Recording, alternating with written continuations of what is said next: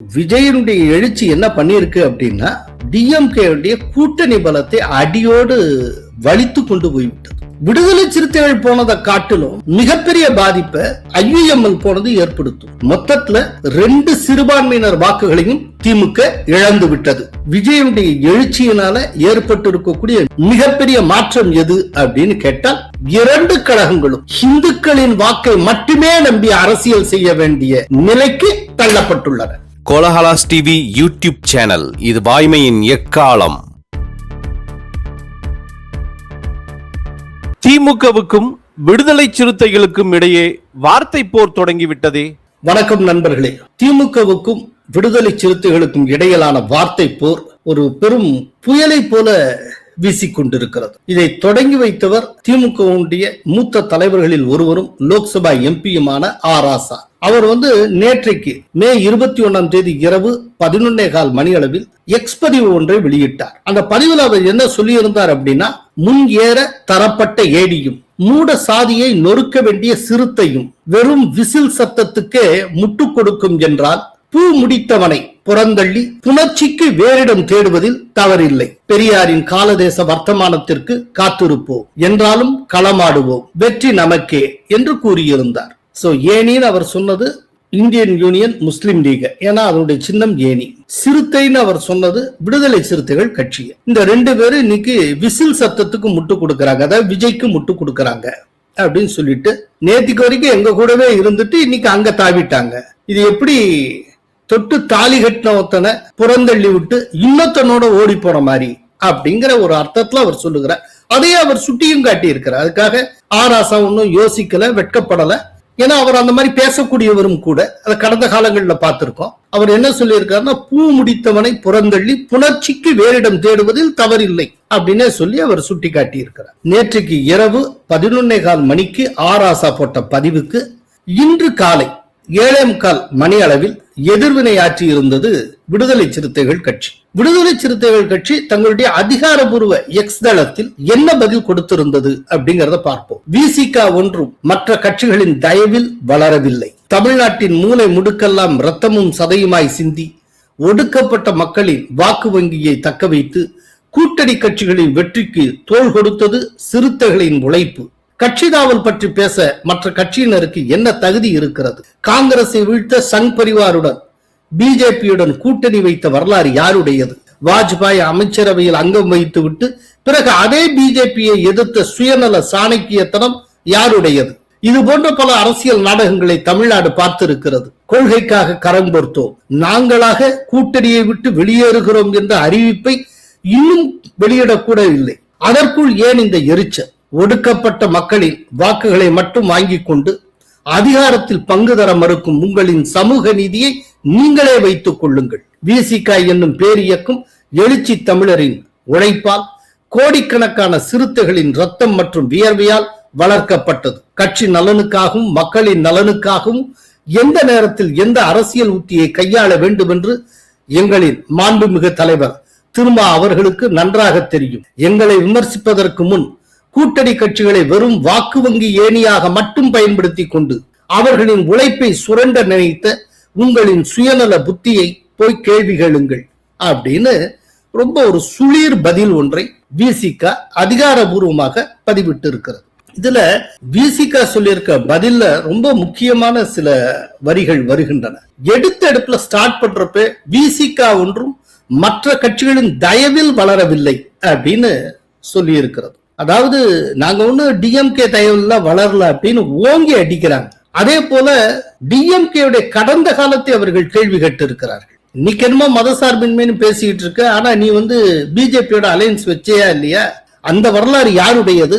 அப்புறம் உனக்கு பிஜேபி இனிமேல் வேண்டாம்னு சொன்னது கட் பண்ணி விட்டீங்க, அந்த சுயநல சாணக்கியத்தனம் யாருடையது அப்படிங்கிற அந்த கேள்வி எல்லாம் கேட்கிறாங்க. அதுக்கடுத்து ரொம்ப முக்கியமான ஒரு பதில் அதுல வருது. எப்படி அப்படின்னா, இன்னமும் கூட்டணியை விட்டு வெளியேறோம்னு நாங்களா சொல்லக்கூட இல்ல, அதுக்குள்ள ஏன் இந்த எரிச்சல் அப்படின்னு கேக்குறாங்க. சோ கூட்டணியை விட்டு வெளியேறட்டும் நாங்க சொல்லவே இல்ல, இப்ப நீங்க தான் நாங்க கூட்டணியை விட்டு வெளியேறி விட்டதாகவே கருதி பேச தொடங்கி இருக்கிறீர்கள் அப்படின்னு சொல்லி பால அப்படியே டிஎம்கே பக்கம் தள்ளி விடுவதற்கான ஒரு முயற்சியை விடுதலை சிறுத்தைகள் தொடங்கி இருக்கிறது. அதுல அப்புறம் இன்னொரு பஞ்சண்டா ஒண்ணு அடிக்கிறாங்க. என்னன்னா, ஒடுக்கப்பட்ட மக்களின் வாக்குகளை மட்டும் வாங்கி கொண்டு அதிகாரத்தில் பங்கு தர மறுக்கும் உங்களின் சமூக நீதியை நீங்களே வைத்துக் கொள்ளுங்கள்னு அப்படியே முகத்துல அடிச்ச மாதிரியான ஒரு பதில்.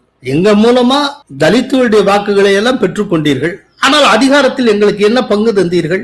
இதுதான் உங்களுடைய சமூக நீதியா? அந்த சமூக நீதியை நீங்களே வச்சுக்கோங்க அப்படின்னு சொல்லி ரொம்ப ஒரு கடுமையான ஒரு பதிலை தந்திருக்கிறார்கள். இந்த பதில் எந்த மாதிரி டயத்துல வரும்னா, கூட்டணியை விட்டு அபிஷியலாவே நீ வெளியில வந்துடலாம், இதுக்கு மேல டிஎம்கே நமக்கு தேவையில்லை அப்படின்னு ஒரு முடிவெடுத்தால் மட்டும்தான் இந்த மாதிரியான ஒரு பதிலை நீங்கள் எதிர்பார்க்க முடியும். அதுல கடைசி லைன், வெறும் வாக்கு வங்கி ஏணியாக மட்டும் பயன்படுத்தி கொண்டு அவர்களின் உழைப்பை சுரண்ட நினைத்த உங்களின் சுயநல புத்தியை போய் கேள்வி எழுங்கள் அப்படின்னு. சோ எங்களை இன்னைக்கு வரைக்கும் கூட்டணி கட்சிகளை அத்தனை பேரை சுரண்டிக்கிட்டே வந்திருக்கீங்க, எங்களுடைய உழைப்பை சுரண்டினீர்கள் அப்படின்னு நேருக்கு நேர டிஎம்கே நிக்க வச்சு தோலை உரித்திருக்கிறது விடுதலை சிறுத்தைகள் கட்சி. ஆக கிட்டத்தட்ட விடுதலை சிறுத்தைகள் கட்சி அபிஷியலா அனௌன்ஸ் பண்ணலைனாலும் கூட்டணி முடிவுக்கு வந்தாச்சு அப்படின்னு தான் எடுத்துக்கணும். ஏன்னா தேர்தல் களம் முழுக்க திமுகவை தீய சக்தி என்று சொல்லித்தான் வாக்கு கேட்டார் விஜய்.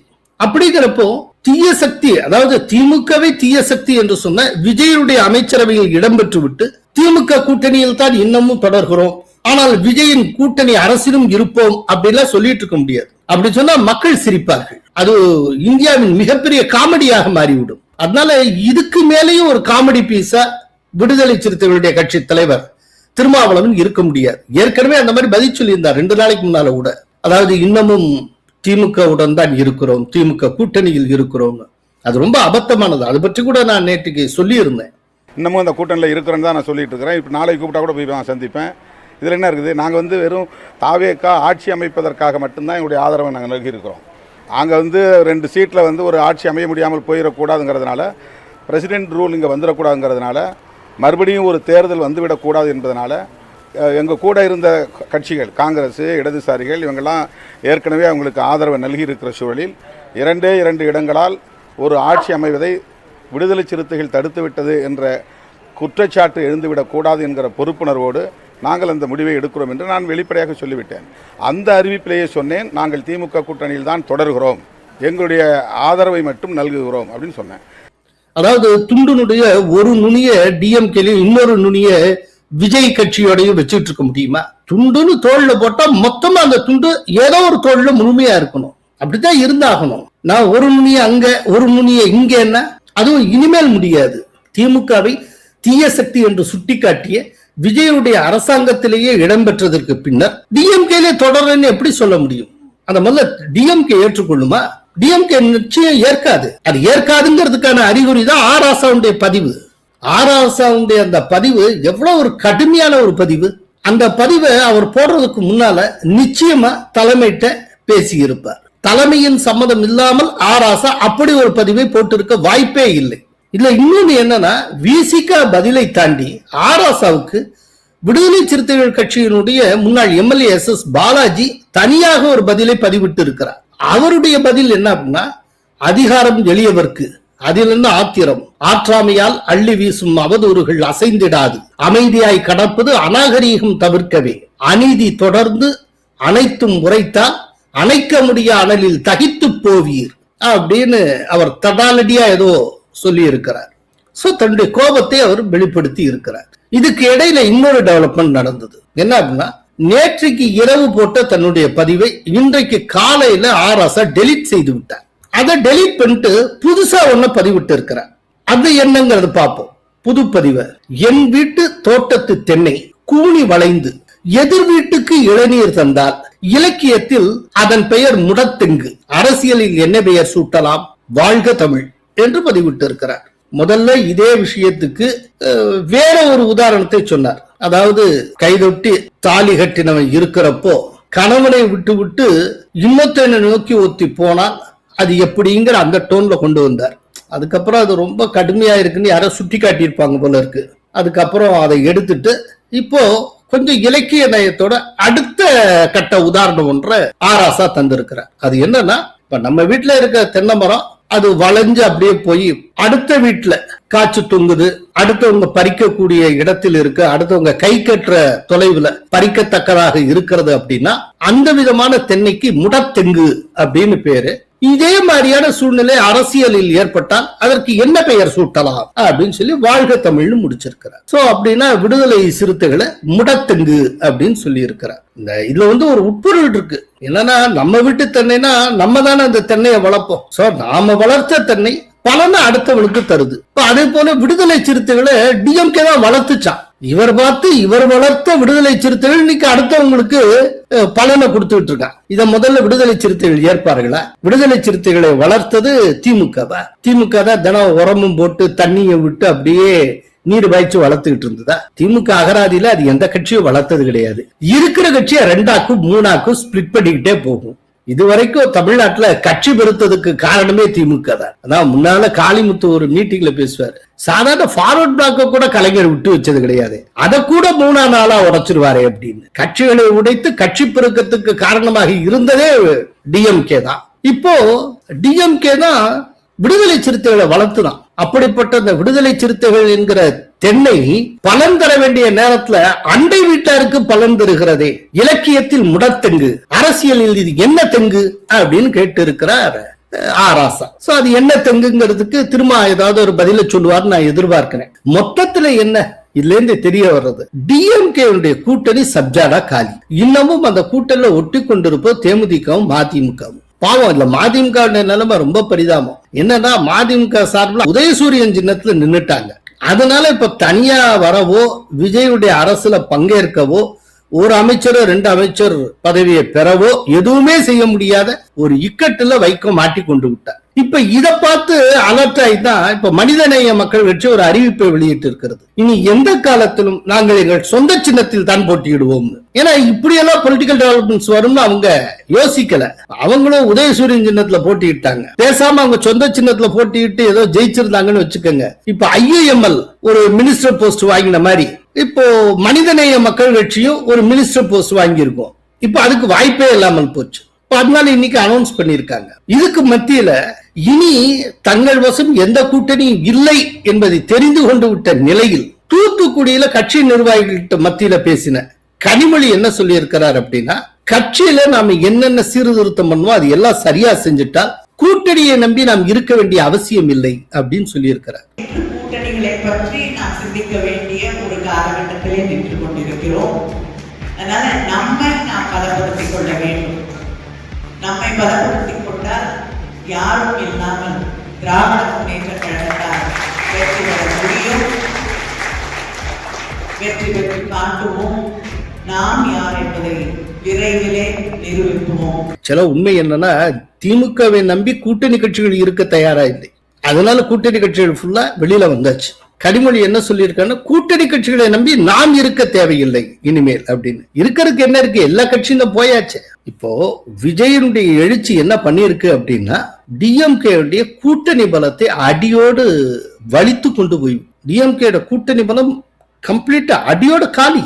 இதுவரைக்கும் டிஎம்கே செய்து கொண்டிருந்த 2019 இருந்து இப்ப வரைக்கும் கூட்டணி பலத்தை தன்பலம் போல காட்டிக்கொண்டே வந்தது, தன்பலம் போல நம்ப வைத்துக் கொண்டே வந்தது. இப்போ அது தன்னுடைய சுயபலத்தில் நிற்க வேண்டிய ஒரு ஆபத்தான கட்டத்தில் இருக்கிறது. அதனால இன்னைக்கு டிஎம்கே அப்படியே ஆடி போயிருக்கு. ஏன்னா அடுத்த 6 மாசத்துக்குள்ள உள்ளாட்சி தேர்தல்கள் வந்தாலும் வரும். அவங்கள்ட்ட கோட்டைன்னு சொல்லப்படக்கூடியது சென்னை மாநகராட்சி. இப்ப இருக்கிற கண்டிஷன்ல எலெக்ஷன் நடந்ததுன்னா சென்னை மாநகராட்சி மேயரா விஜய் கட்சியை சார்ந்த யாராவது தான் வருவாங்க போல இருக்கு. எல்லா தொகுதியிலும் அவங்க ஸ்வீப் பண்ணிட்டு போயிருவாங்க. ஏன்னா அப்படி ஒரு சூழ்நிலை இருக்கு. இன்னைக்கு தேதிக்கு அது உண்மை, அதை மறுக்க முடியாது. அப்ப என்ன பண்றது ஏது பண்றதுன்னு தெரியல. கூட இருந்த முக்கியமான கட்சிகள்லாம் வெளியில போயிட்டே இருக்கு. இதுல ஆராசாவுடைய பதிவுல கவனிச்சு பாருங்க. அவர் டெலீட் பண்ணார்லே அந்த பதிவுல முதல்ல ஏனைய சொல்லியிருப்பார், 2வது சிறுத்தைகளை சொல்லியிருப்பார். விடுதலை சிறுத்தைகள் போனதை காட்டிலும் மிகப்பெரிய பாதிப்பை IUML போனது ஏற்படுத்தும். காரணம், டிஎம்கே மலையா நம்பிக்கிட்டு இருந்தது சிறுபான்மையினர் வாக்குகளை தான். இப்ப கிறிஸ்தவர்கள் வாக்குகளை தக்க வைப்பதற்கு ஆர்ச் பிஷப் அவங்க இவங்கெல்லாம் சந்திச்சு பேசி அது ஏதோ ரெடி பண்ணி வச்சிருந்தாங்க. ஆனா ஒண்ணும் நடக்கல. அவங்க எல்லாருடைய கையை மீறி கிறிஸ்தவர்கள் அத்தனை பேரும் டோட்டலா விஜய்க்கு ஓட்ட போட்டு வந்துட்டாங்க. ஆனால் தமிழ்நாடு முழுக்க டிஎம்கே கைவிடாமல் திமுகவுக்கு விசுவாசமாக வாக்களித்தது முஸ்லிம்கள் மட்டும்தான். முஸ்லிம்கள் ஓட்டு மட்டும் இல்லைன்னா சேப்பாக் ட்ரிப்ளிகன் தொகுதியில உதயநிதி ஸ்டாலின் தோற்றிருப்பார், துறைமுகத்துல சேகர் பாபு தோற்றிருப்பார், காவிரி டெல்டா டிஸ்ட்ரிக்ட்ஸ்ல பெருவாரியான தொகுதிகள், குறிப்பா மயிலாடுதுறை, சீர்காழி, இந்த மாதிரி பெருவாரியான தொகுதிகள்ல டிஎம்கே தோற்றிருக்கும். இப்ப டிஎம்கேக்கு எத்தனை சீட்டு கிடைச்சிருக்கோ அதுல ஒரு 15 சீட்டு வரைக்கும் அது குறைஞ்சிருக்கும். அந்த அளவுக்கு ஒரு பெரும் பாதிப்பை சந்தித்திருப்பார். காப்பாற்றியது முஸ்லிம்கள். அப்படிங்கிறப்போ இப்ப திடீர்னு ஐயுஎம்எலும் விஜய் பக்கம் போறாங்க அப்படின்னா அதனுடைய பொருள் தமிழகத்தில் இருக்கிற 2 மிகப்பெரிய சிறுபான்மை சமூகத்தினரும் திமுகவை கைவிட்டு விட்டார்கள் அப்படிங்கிறதா. தேர்தலின் போதே கிறிஸ்தவர்கள் கைவிட்டு விட்டார்கள், தேர்தலுக்கு பிறகு முஸ்லிம்கள் கைவிட்டு விட்டார்கள். ஆக டிஎம்கேக்கு பிடிக்கிறதோ இல்லையோ இந்துக்களை வைத்துத்தான் அதை அரசியல் செய்தாக வேண்டும். அந்த இடத்துக்கு வந்தாச்சு. 2 சிறுபான்மையினர் வாக்குகளையும் திமுக இழந்து விட்டது.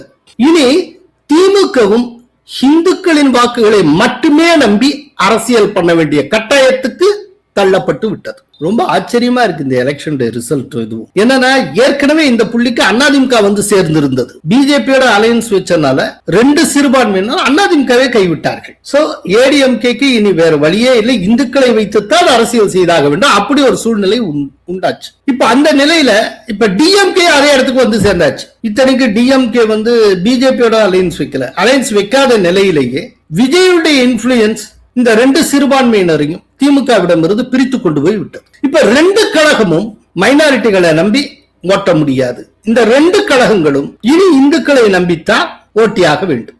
அப்படிங்கிறப்போ தொடர்ந்து இந்துக்களுக்கு எதிரான கருத்துக்களை ரொம்ப தாங்கள் ஸ்மார்ட்டா பேசுற மாதிரியும் ஏதோ பெரியாரிஸ்டா காட்டிக்கணுங்கிறதுக்காகவும் இனிமேலும் டிஎம்கே பேசி கொண்டிருந்தால் அதுக்கு கொஞ்ச நஞ்சம் இருக்கக்கூடிய வாக்கு வங்கியும் சிதறும். இந்துக்களும் வெளியேற தொடங்கினால் அவ்வளவுதான், திமுக கடையை மூடிட்டு போயிட வேண்டியதுதான். சோ இப்போ தேர்தல் முடிஞ்சதுக்கு அப்புறம் விஜயுடைய எழுச்சியினால ஏற்பட்டு இருக்கக்கூடிய மிகப்பெரிய மாற்றம் எது, குறிப்பா அரசியல் ரீதியான, உத்திசார அரசியல் ரீதியான மிகப்பெரிய மாற்றம் எது அப்படின்னு கேட்டால் நான் இதைத்தான் பதில் சொல்வேன். அது என்ன? 2 கழகங்களும் இந்துக்களின் வாக்கை மட்டுமே நம்பி அரசியல் செய்ய வேண்டிய நிலைக்கு தள்ளப்பட்டுள்ளன. வேற வழி இல்லை. இது ஏடிஎம்கே எதிர்கொண்டு பழகி கொண்டு விட்டது. டிஎம்கே எப்படி எதிர்கொள்ளும் தெரியல. அவங்கதான் ஓவரா பெரியாரையே பிடிச்சிட்டு தொங்குறவங்க. நீ எப்படி இவங்க ஹிந்து சார்பாளர்களா தங்களை காட்டிப்பாங்க? அப்படி காட்டுறது, அப்படி வேஷம் போடுறது முதல்ல திமுகவுக்கு பொருத்தமா இருக்குமா? இதெல்லாம் இருக்குல்ல, வேஷம் போட்டாலும் பொருந்தணும்ல. சோ ஒரு பெரிய இடியாப்ப சிக்கலில் டிஎம்கே மாட்டிக்கொண்டு இருக்கிறது. பார்க்கலாம் என்ன நடக்கிறது. விஜயனுடைய எழுச்சி பல திருப்பு முனையான தருணங்களை தமிழக அரசியலில் உருவாக்கி இருக்கிறது. கழகங்கள் இல்லா அரசை உருவாக்கி இருக்கிறது. 2 கழகங்களையும் எதிர்க்கட்சி வரிசையில் அமர்த்தி இருக்கிறது. தமிழகத்தின் முதன்முறையாக ஒரு சிறுபான்மை சமூகத்தவரை முதல்வராக்கி இருக்கிறது. இன்றைக்கு 2 கழகங்களும் இந்துக்களின் வாக்குகளை மட்டுமே நம்பி அரசியல் செய்ய வேண்டிய இடத்தில் கொண்டு வந்து சேர்த்திருக்கிறது. இதை முன் உணர்ந்துதான் 2 பிராமணர்களுக்கு அமைச்சர் பதவி வழங்கினாரா விஜய்? இல்ல, இதை முன்னுணர்ந்துன்னு சொல்ல முடியாது. ஏன்னா விஜயனுடைய மினிஸ்ட்ரியிலும் முஸ்லிம்களும் இருக்காங்க, கிறிஸ்தவர்களும் இருக்காங்க, எல்லா சமூகத்தை சார்ந்தவர்களுக்கும் இடம் தரப்பட்டு இருக்கிறது. அதுபோலவே பிராமணர்களுக்கும் இடம் கொடுக்கப்பட்டு இருக்கிறது. திமுக ஆட்சி செய்கிற போது பிராமணர்களுக்கு அமைச்சர் பதவியில் இடம் கொடுக்காது. அதோட மட்டுமல்ல, திமுக சார்பில் வேட்பாளராக கூட 234 தொகுதியில் ஒரு பிராமணர்களுக்கு கூட சீட்டு கொடுக்க மாட்டாங்க. அதை ஒரு பாலிசி டெசிஷனாவே அவங்க வச்சிருந்தாங்க. ஏன்னா பிராமண எதிர்ப்பு அப்படிங்கிறதும் திமுக அடிப்படை கோட்பாடுகள்ல ஒண்ணு. ஹிந்தி எதிர்ப்பை போலவே பிராமண எதிர்ப்பும் அவங்களுடைய அடிப்படை கோட்பாடு. அதனால அது பிராமணர்களுக்கு எதிரான கட்சின்னே சொல்லிடலாம். அது எந்த தப்பும் கிடையாது. ஏடிஎம்கே பொறுத்தவரை எம்ஜிஆர் ஹெச்வி அண்டேக்கெல்லாம் மினிஸ்டர் போஸ்ட் கொடுத்தார். ஜெயலலிதா வந்ததுக்கு அப்புறம் ஜெயலலிதாவே ஒரு பிராமணர் அப்படிங்கிறதுனால அவரே பிராமணர்களுக்கான ஒரு ரெப்ரசன்டேட்டிவாக இருந்தார். சோ பிராமணர்களுக்கு ஜெயலலிதா பீரியட்ல யாருக்கு அமைச்சர் பதவி கொடுத்தாங்க அப்படின்னு கேட்டீங்கன்னா ஜெயலலிதாவே ஒரு பிராமணர் அப்படிங்கிற பதில் வந்துடும். அதுக்கப்புறம் ஜெயலலிதா மறைவுக்கு பிறகு பிராமணர்களுக்கு வேட்பாளர்கள் அளவுலையும் எந்த ரெப்ரசன்டேஷனும் கிடையாது. 2 கழகத்திலுமே சொல்றேன். அதே போல அமைச்சர் அப்படிங்கிற அளவுலையும் எந்த ரெப்ரசன்டேஷனும் கிடையாது. அப்படி ஒரு சூழ்நிலை இருந்தது. விஜய் முதல் தடவையா அவர் களமாடுகின்ற காரணத்தினால எல்லா தரப்பு வாக்குகளும் அவருக்கு தேவைப்பட்டது. சோ அவர் தன்னை ஒரு இன்க்ளூசிவா காட்டிக்கணும் அப்படின்னு ஆசைப்பட்டார். அப்படிங்கிறப்ப எல்லா சமூகத்தினருக்கும் அவர் வாய்ப்பு தந்தார். அதே போல பிராமணர்களுக்கு 2 சீட்டு கொடுத்தார். அதாவது மயிலாப்பூர்ல வெங்கட்ரமணன் நின்றார். அதே போல ஸ்ரீரங்கத்துல ரமேஷ் நின்றார். இந்த 2 பேருமே வெற்றி பெற்றார்கள். இப்ப 2 பேருமே அமைச்சர்கள் ஆகி இருக்கிறார்கள். இல்ல நாம் புரிஞ்சுக்க வேண்டியது என்ன அப்படின்னா, சமூக ரீதியா எல்லோருக்குமே விஜய் வாய்ப்பு தந்திருக்கிறார். இப்போ அந்த சமூக வாரியாக அமைச்சர்கள் நியமனம் எப்படி நடந்திருக்கிறதுங்கிறத பார்க்கலாம். பட்டியல் சமூகத்தவர் அவங்களுக்கு 7 அமைச்சர்கள் கொடுக்கப்பட்டிருக்கு. அல்ல பறையர் சமூகத்தினருக்கு 5, தேவேந்திர குல வேளாளருக்கு 1, அருந்ததியருக்கு 1, அப்புறம் வேளாளர் மற்றும் கவுண்டர் சமூகங்கள் இந்த 2த்துக்கு சேர்த்து 5 இடங்கள். இல்ல கொங்கு வேளாளருக்கு 3, சைவ வேளாளர் 1, சோழிய வேளாளர் 1, வன்னியர்களுக்கு 4 அமைச்சர் பதவி கொடுக்கப்பட்டிருக்கு. முக்குலத்தை சேர்ந்த 3 அமைச்சர்கள் இடம்பெற்று இருக்கின்றனர். இந்த 3 பேர்ல ஒருவர் கள்ளர், ஒருவர் மறவர், ஒருவர் அகமுடையார். இப்ப நாடார் சமூகத்தை சேர்ந்த 3 பேருக்கு அமைச்சர் பதவி தரப்பட்டுள்ளது. பிராமண சமூகம் அப்படின்னு எடுத்துட்டா 2 அமைச்சர்கள், அதுல ஒத்தர் ஐயங்கார், ஒத்தர் ஐயர். நாயுடு எடுத்துக்கிட்டீங்கன்னா 2 பேர். இந்த 2ல ஒத்தர் கம்மா நாயுடு, இன்னொருத்தர் கவரா நாயுடு. அப்புறம் மற்ற சமூகங்களுக்கு 7 இடங்கள். அதுல ரெட்டியாருக்கு 1, யாதவருக்கு 1, விஸ்வகர்மா 1, மீனவர் 1, முத்துராஜா அதாவது முத்தரையர் அதுல 1, 24 மனை தெலுங்கு செட்டியார் அதுக்கு ஒரு அமைச்சர் பதவி, அப்புறம் இஸ்லாமியர் ஒரு அமைச்சர் பதவி. அப்புறம் இந்த இஸ்லாமியர் 1 போக தனியா இன்னைக்கு இந்திய யூனியன் முஸ்லிம் லீக் சார்பில் ஷாஜகான் என்பவர் அமைச்சராக பதவியேற்று இருக்கிறார். இப்ப அவரையும் சேர்த்தால் 2 முஸ்லிம்களுக்கு வாய்ப்பு தரப்பட்டு இருக்கிறது. அதே போல இப்ப விடுதலை சிறுத்தைகள் கட்சியினுடைய முக்கிய தலைவர்களில் ஒருவரான வன்னியரசு இன்றைக்கு அமைச்சராக பொறுப்பேற்று இருக்கிறார். இப்ப அந்த வன்னியரசையும் சேர்த்தீங்கன்னா பட்டியல் சமூகத்தை சேர்ந்த 8 பேருக்கு அமைச்சர் பதவி தரப்பட்டுள்ளது. சரி, மாவட்ட வாரியாக எப்படி பிரதிநிதித்துவம் தரப்பட்டிருக்கு அப்படின்னு பாத்தீங்கன்னா, சென்னை மாவட்டம் அதாவது சென்னையை சேர்ந்த 7 பேர் அமைச்சர்களாகி இருக்கிறார். செங்கல்பட்டு 1, காஞ்சிபுரம் 2, ராணிப்பேட்டை 1, சேலம் 1, நாமக்கல்லை சேர்ந்த 3 பேர் அமைச்சர்களாகி இருக்கிறார்கள். ஈரோடு மாவட்டம் 2, திருப்பூர் மாவட்டம் 1, கோவை மாவட்டம் 2, திருச்சி 1, கடலூர் 1, தஞ்சாவூர் 1, புதுக்கோட்டை 1, சிவகங்கை, ராமநாதபுரம் தலா 1, மதுரை 2, விருதுநகர் 2, தூத்துக்குடி 2, கன்னியாகுமரி 1. இதுல என்னன்னா இந்த ஜியோகிராபிக்கலா பார்த்தா மட்டும் ரெப்ரசன்டேஷன் கொஞ்சம் முன்ன பின்ன இருக்கு. சென்னையில இருந்து மட்டுமே 7 பேருக்கு அமைச்சர் பதவி கொடுக்கப்பட்டிருக்கு. அதே நேரத்துல மிகப்பெரிய மாவட்டமான சேலம், அந்த சேலம் மாவட்டத்திலிருந்து 1 தான். ஒருவேளை ஜெயிச்சது அங்க குறைவுதானா, அதனால அது காரணமா இருக்கலாம். மற்றபடி மற்ற டிஸ்ட்ரிக்ட்ஸ்க்கான ரெப்ரசன்டேஷன் கொஞ்சம் கம்மியா இருக்கு. ஒருவேளை அவங்க வெற்றி விகிதத்தின் அடிப்படையில் அதை கணக்கிட்டு இருப்பாங்க. ஒரு சில மாவட்டங்கள்ல ரொம்ப குறைவா அவங்க ஜெயிச்சிருக்காங்க, அப்படின்னா அங்க குறைவாகத்தான் கொடுக்க முடியும், வேற வழி இல்லை. அது காரணமாக இருக்கலாம். எப்படி பார்த்தாலும் சரி, விஜயனுடைய அரசு அப்படிங்கிறது எல்லா சமூகத்துக்கும் பிரதிநிதித்துவம் தந்திருக்கக்கூடிய ஒரு இன்க்ளூசிவ் அரசாக இன்றைக்கு வரை தெரிகிறது. அதுலயும் பிராமணர்களுக்கு 2 சீட் அப்படிங்கிறது ரொம்ப பெரிய விஷயம். பிராமண சமூகத்தை பொறுத்தளவுல பெரிய விஷயம். கடந்த 60 ஆண்டுகள்ல இந்த மாதிரி நடந்ததே இல்லை. யாரும் 2 அமைச்சர்கள்லாம் அந்த கம்யூனிட்டில இருந்து வந்ததே கிடையாது. அவ்வளவு பெரிய வாய்ப்பை விஜய் வழங்கி இருக்கிறார். நன்றி, வணக்கம். கோலஹலாஸ் டிவி யூடியூப் சேனல், இது வாய்மையின் எக்காலம்.